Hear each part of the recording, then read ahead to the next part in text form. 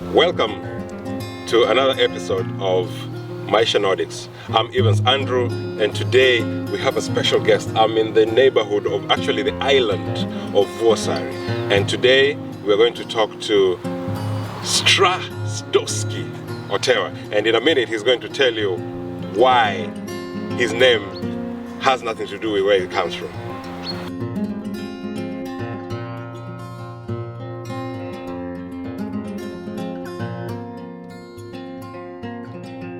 Mr. Dosky. Wacha nervous. Ongewaje baba. Huomenta. Huomenta. Nitaku. Yeah, it's still huomenta. Yeah, it's Yeah. how many languages can we speak? We can speak Luo. Luo. Wanyawachodho Luo. Tunaweza ongea Kiswahili. Kiswahili. We can speak English. Which we are speaking now. Puhutaan suomeakin. Kyllä. Onko me sanonut aikaisemmin suomeksi? Ei. No. Pratas du svenska? Nej.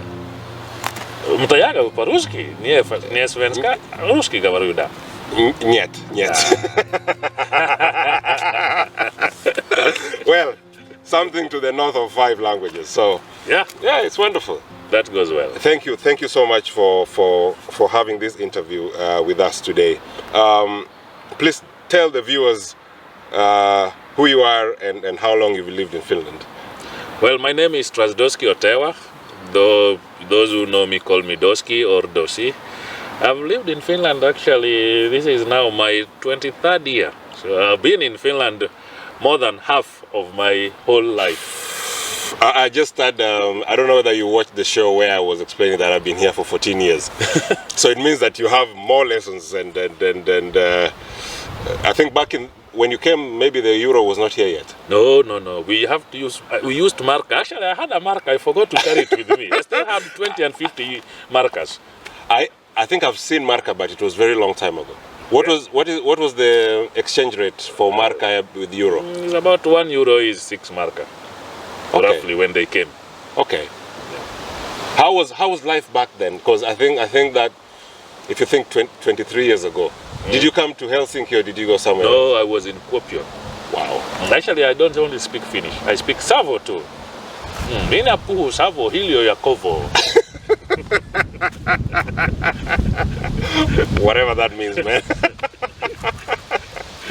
Is it the Siemie or that's also different? No, that is now Etelä Karjala. Okay. Now Savo is the Siemie. Etelä you see mie, Yeah. mie menen, but in Savo you use mia. Right. Time myö, if you talk of we. Yes. Myö manna. We go. You know, people who live in Usima just think that Finnish is just one way, or that the mure. Oh, then let them go to the north like Lapland, then they will not hear anything. Or they won't understand anything because their dialects are quite different. Yes. Yeah, it's very, very different. Even Tampere, I think they have different dialects from what we have. From what we have here, yes. Yeah. Yes. Okay. Well, thank you, man. I've been, of course, you knew that this was a long time coming because I think that being here for that period of time and seeing the transformation that you've gone through, I think that we were going to do this anyway at some point. So, Strasdosky, tell us about that name, because I don't think in the whole of Homo Bay County there is anybody with the name of Strasdosky. Hey, come on, don't undermine the Jaluo in me. Not only Homo Bay County, the whole Kenya. You don't find it. This is an imported language, but it's not a local language. Yeah? Well, the name actually is Polish. Yes. It comes. My dad named me after his mathematics professor. Really? Yeah.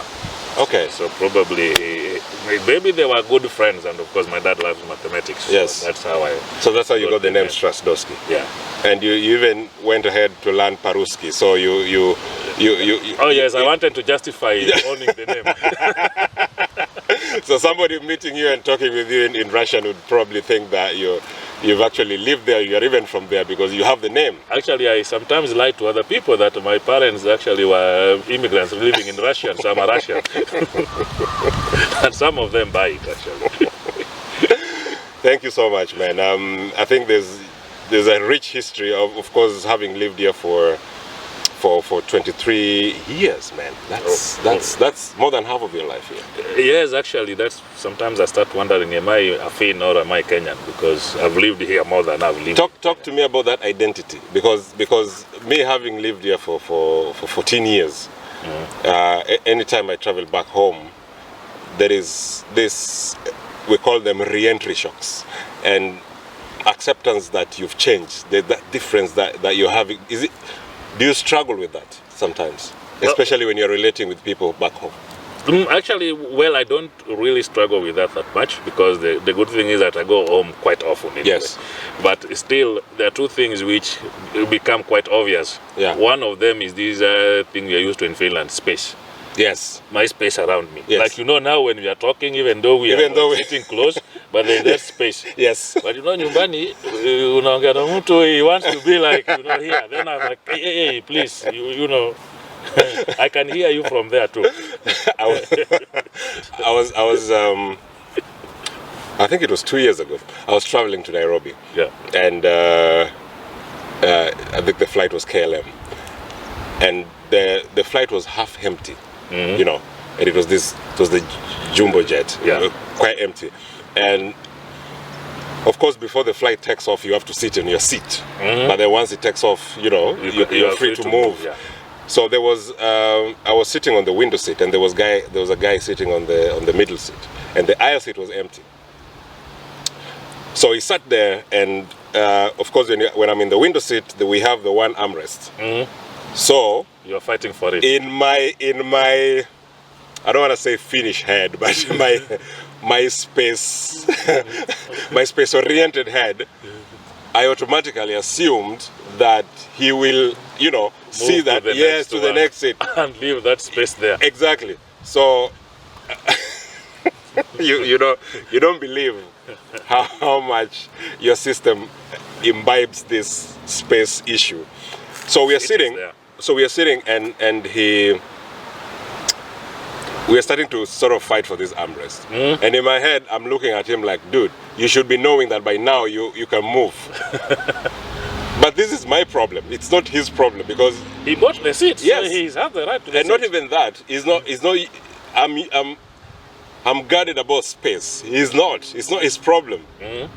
So, you know, I gave him that look that we get here when when you're crowding somebody's space. And then maybe you'll also be like, what's wrong with this guy? I know. In my mind, I'm like, just move, man. Then I realized, you know, this is not his problem. This is my problem. So I just communicated. I told him, you know, we have another seat there. We can use this middle seat for anything. So if you could just move, please. And he moved. Okay. That was easy. Some people will tell you like, no, I don't want it there because people who move will be touching me when they pass. I've faced that kind of problem too, when you say, no, you can go and sit there if you want, then I can come to the window. but you know, and that's what I'm saying. Like, you know, when you go back, for example, at home, the whole space issue is a huge political jargon in your head. No, that is embedded. But it doesn't apply to them. And I think that the wisdom is to understand that you need to communicate it rather than expecting it. My friend, but how many times will you communicate? You know, you can communicate with one person, but even that one person, you will listen like, okay. Then, you know, because they are used to it too. That getting closer means like now they identify with you. So they have to be... It's very... You cannot just give somebody. So we struggle. It's it is what it is. Well, you get used to it sometimes. Strasdosky. Yes, Andrew. You know, when we met. Actually, we know each other even before I came here. But 2002. Yes. You were already living here a very long time, and you are still a young boy. But having seen, tell us more about your journey now, because I think at some point you were out of Finland and you're back now.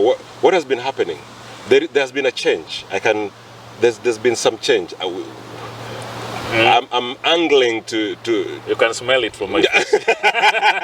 There's been a change. You're not out there anymore. Is it age? Is it some sort of a behavior change, realization, epiphany? What's been going on in your life? I will say a lot has been going on in my life. I can say actually all the things you counted account to the whatever has changed.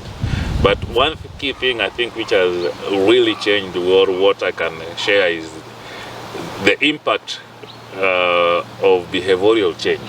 Yes. You know, during those days, actually, even when I met you in the 2002, you can remember I was still running to the bars and, you know, this, having my nice Guinness and whiskeys and stuff. Yes. So, of course, that one had to change. And what has this, what prompted this change? Well, it was I would say it was an internal struggle. Evans. Yes. It's not easy. Actually, I came to the realization that in my family and even me as a person, alcohol and my genes, they don't go together. Right. So, you know, when you start feeling like you are drowning, and because I will go drink with friends, I will be smiling, I will be laughing and very happy, but then when I withdraw and come home, and I'm suffering. Yes. Because you start asking yourself, why did you do this? I will spend a lot of money, you know, just splashing it out drinking. I will spend a lot of time. It reached a point like, even, you know, instead of going to work, like I know I should be going to work in the morning, but 2 o'clock in the night you are still drinking. You wake up, you don't go to work. So you lose jobs, you lose relationships, people around you suffer. So all these kind of things, it reached a point I just say like, no. You're right. Something has to change. Yes. Because one, there's nothing more painful than when people start talking negative about you, or you see like people undermine you because you know, when they are considered this is just alcoholic. Yes. And the inside you know that there's something you can do much better. Yes. So at that point, after struggling with this alcohol, I said no. I kept praying. Actually, this is one thing which people don't know. Yeah. And that's one thing I give my mom a very big credit. Right. The family bring up is very good, because the parents they kept reminding me, Dosky, we brought you up from church. Why are you drinking? If you have a problem, go to your knees, pray. So I kept coming, and you know, me being a Seventh-day Adventist, we will go drinking, and surprisingly sometimes even in the bar, when I was in Kenya, especially in Kisumu, we'll find these people who are also Adventists drinking there. So we sing the Adventist song as we drink. In the bar? In the bar. Wow. And I swing bass. So it reached a point and I was like, this is really serious. But then actually what hit home, when the thing hit home, is 2013 in August. 2013 August. Yes. What happened? I made the biggest blunder of my life. Right. My aunt had died, so I bought the ticket, went to Nairobi ahead of the other flock. So I was there for some time. And you know, within the 2 weeks, I drank all the money I had with me before even the funeral reached. I became very broke. So you are alcoholic? Yes, definitely I would say that. I don't know if the word is used good, but I was maybe super alcoholic. Yes. Because at that point also, there even here in Finland, there are guys who said, actually, you know, I thought at first like, it was a praise. Yes. But looking backward in hindsight, it was actually something wrong, because when we were sitting and drinking, when somebody said that, man, me, I can drink, you know, it was kind of a competition. Yes. People will say, my friend, if you can drink more than Dosky, then you are dead. If you can outdrink Dosky, then your case is some from out of space. So it means I was the standard SI unit of the maximum. I was the maximum of what people can drink. So you get my point. I get your point. And at that one, of course, I know at that point it felt like nice. Like, it felt like a good thing. Yeah, you're on top of the chain. I'm the strong one. You know, nobody can drink better than me or stuff. But you are suffering. But then I came to realize it wasn't actually fun. Right. Because one, I lost the job places. Two, I lost some relationships. Yes. And so in 2014, after the burial of my aunt, I came back and I started now rethinking what I really need to do, because I felt really ashamed when, you know, you go to the funeral, I had a good amount of money, but then now you don't even have money. People are contributing something small. You have to call people aside to borrow you. So it wasn't something good. No. But then when the transformation came, this is what I say, when God creates way for you, He say He will make a way. Because it was just one day in the camp meeting when the preacher was preaching and every sermon was directed to what I was doing. Right. Drinking. He actually even mentioned Jameson whiskey, which was my favorite drink. He mentioned smoking Red Marlboro, which was the cigarette I was smoking. Right. So within that call, I then went, asked for prayers, and we prayed. From that day on, actually, I've never smoked. I never drank again. So, that moment when the pastor was talking to you, when you felt that the pastor was talking to you and mentioning these drinks, that was the moment that the change came. Actually, I'd already, or you were already, angling. I already made my mind Yes. that actually this now has to stop. Yes. And that it was the previous day, because the previous day, that weekend, well, I used around about 600 euros just in one weekend. Right. So I was in the hotel, and then I decided that, no, I called my cousin to come and pick me. Let's go home. And when I reached home, I took my time alone in my house. I didn't even talk to my parents. Yes. I just stayed there, and then I had some few cigarettes with me. In the evening, I went and threw them out to the toilet. And then the following day, I was the first one to wake up and let's go to church. Right. So I think it was kind of a calling. It was a There was yes. already a call like, Yes. Dosky, you have to change. And because I've been struggling, it wasn't the first time I tried to stop. Yes. I had tried to stop, and you know, I had friends who are very good. They know you are trying to stop, and then when you stop, that is when somebody, you go and sit in a bar, somebody knows you don't want to drink alcohol, you say, bring me Yafa or Fanta, then... Because you want to, you're still missing the company. You want to hang out. Of course, you still want to associate, Yes. but you don't want to, yes. to drink. Yes.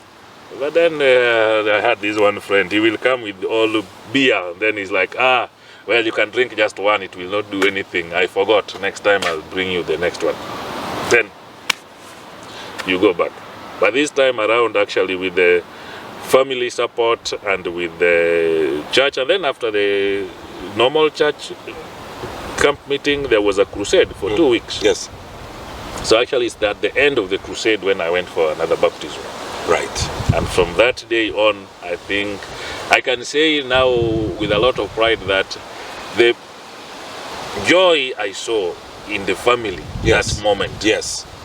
You know, my uncle was there, my parents were both there, my sisters were there, and even the church elders and my friends were there, and they were actually, I was overwhelmed with the support. Right. Then the family support. It was there. Everybody knew that you were struggling, and there was this moment of acceptance that this is the turnaround. They were really happy. Yeah. Actually, my late uncle, who was my very good friend, was really nodding. You know, I could see that joy. Like he couldn't even walk. You know, he was flying. Yes. And he wanted to come to give me the towel, even though he's not able to. He's not the one to do it. So, yes, that one changed, and from that moment, then I started just walking. But then you came back to Finland and same environment. How have you been able to maintain sobriety? Because the family support, of course, I know that you have family here, but this is an environment where you work. Everything is there's routine and kind of program. So how do you get the support, and how do you continue being sober in this environment where actually your addiction was more pronounced? Well, actually, when I came from Kenya, I made my mind, and you know, of course, it's not that kind of straightforward. Yes. But everything that we do in life is a habit. Yes. and a habit is formed Yes. over a period of time. Yes. So what I decided is that when I stopped drinking, if you don't replace it with something, Yes. you will start feeling that vacuum. Yes. So the first things I did is, one, I didn't even have to change my friends' circle. Yes. The friends who were with me because of alcohol when I was buying, they just disappeared, which was a positive thing. Yes. Because then the influence went down. And then two, I started reading. I read a lot, Yes. very intensively. Yes. I started training. Yes. I can see that. Yeah. So I go for my, actually I do cardio, I don't go to the gym. I do you just normal do cardio. cardio and all this kind of stuff. So it really keeps me focused because, you know, when you come from training, there's this kind of very nice feeling, like where you feel your chest is fresh and stuff. And then I started keeping records. Right. Well, I'm not doing it anymore because now I'm off the hook. Yes. But initially, from the day I stopped drinking, I started marking my calendar. Today I didn't drink. Today I didn't drink. So you see, I start feeling proud of myself because I can see my achievement in front of me. So you have like a physical goal, like a physical, I would call it a manifestation of your achievement. Yes. So yes. And you know, you don't want to break the pattern. Yes. Because you can see it growing. Yes. So you want to, you know, keep it going like, okay, I've managed 1 week. So it means I can manage another 1 day. Week. And you know, another 1 day brings the 1 week. And then before you realize you've managed 1 month. And then the psychological attraction also starts diminishing. Because you are kind of like freeing yourself. And then because by that time I'm marking, so I'm seeing that manifestation. I talk with my newfound friends, family members now are even more welcoming and stuff. And then also my tendency to read.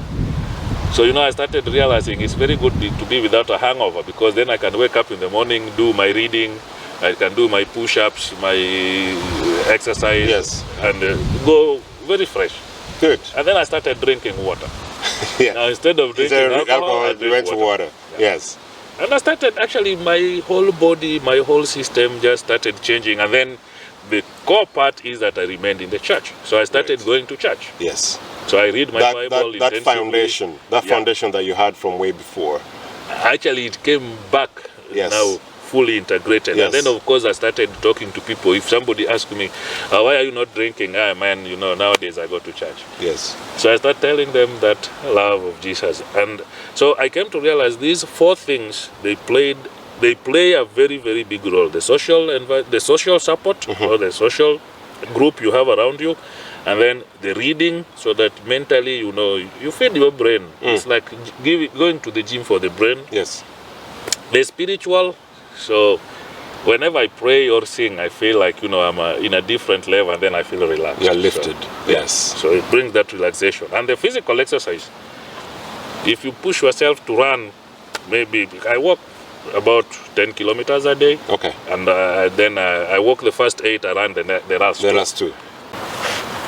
I think that,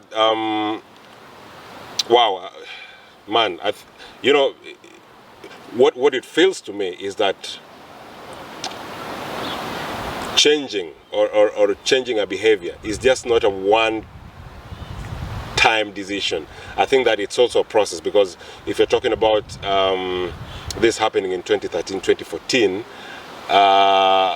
it means that for you to get there, it took time. And you're talking about physical manifestation or a goal, and replacing the behavior with something else. I think that this is very important for somebody who is trying to quit, because most of the time you're told you need to stop this. Well, but you will replace it with what? But because you don't. Whatever you take out, it will bring a vacuum in your life. Yes. So you must have something. You must have something else to do. I think this is very key. Yeah. I think this is very key, that you have to have something else to do, or some other activity, or like you've picked up reading, you've gone back to church, and changing your circle, or rather talking to new people, because obviously your circle, as you said, because you're not buying or you're not drinking anymore. They left very easily. Actually, well, right now I can mix with them anymore, but in that process, when you are still in the process of change, yes, you really have to break off that circle. Yes. Because one thing they will have a negative influence on you, or they will put pressure on you. Yes. And that pressure, when you are still young, or because this is young, when you're changing, you cannot withstand the pressure too much. Yes. Because you still want to fit in. You're human. You're a social being. Yes. Yes. So your brain will always tell you like, okay, you can just take one. You will manage. And it should be okay. And that one will be the second one. two So and that's three. why I had that calendar there. Yes. Because I can take one step, and but before you realize that one step is 7 weeks without drinking. Yes. So the one brings the two brings three. And one of my favorite quotes is by somebody called Thomas Edison. Yes. So I tried, actually it's a process, as you said. I tried many times. Yes. Sometimes to please people, which was wrong. Yes. I have to decide. So I tried many times, I failed. And so Thomas Edison quoted when he failed to get the electricity thing to work, the fluorescent bulb. He said, I didn't fail. I just found 10,000 ways which don't work. Right. So it's a process. You will not succeed in the first time, but you have to keep moving, because what if Thomas Edison could have stopped at the 9,000th trial? Exactly. We wouldn't be having fluorescent tubes. Absolutely. So you have to just go. Strasdosky, thank you very much, man. Thank you. Thank you for talking to us, and I must say I'm so proud of your journey and what you've been able to achieve so far. And I think now you're in a comfortable space that you're not only doing to yourself what you want, but you're now a testimony, man. You are a testimony, and I thank God for this. Because you know very well that a lot of immigrants and even locals are struggling with alcoholism in this country. It's the number one killer. Yeah, it's a big problem. It's the number one killer in this country, and that support that you got, and not just support, because you can get support, yes, but the personal decision to take a direction and stick to it. You have to make a move. It's not easy, but you have to. The change, actually, if you want to do anything, Evans, it has to start from you. Yes. You can't start from outside. So Yes. Because it's you who has to see, like, I don't want this. You are doing it for yourself first. Yes. And then once you change whatever you do for yourself, the other people, it will just be a reflection to them. Yes. So it's not them that initiates the change. It's me who initiates what I want to do. Thank you. In this series of Building the Inner Man, we are trying to reach men, mostly, because as I've mentioned before in this show, that women talk to each other about their struggles and their problems, but as men we keep it inside, and for example, we find avenue in drinking or hanging out with the wrong company, and having that physical manifestation and the right support. Yeah, very important. Thank you. In this episode of Building the Inner Man, we will continue to talk to people, and we hope that you're learning something from this. Please talk to us if there is a topic that you feel that we need to address as Maisha Nordics. Don't hesitate to reach us. Thank you so much. Thank you. Maisha Nordics, stories as we are. Bye. Thank you.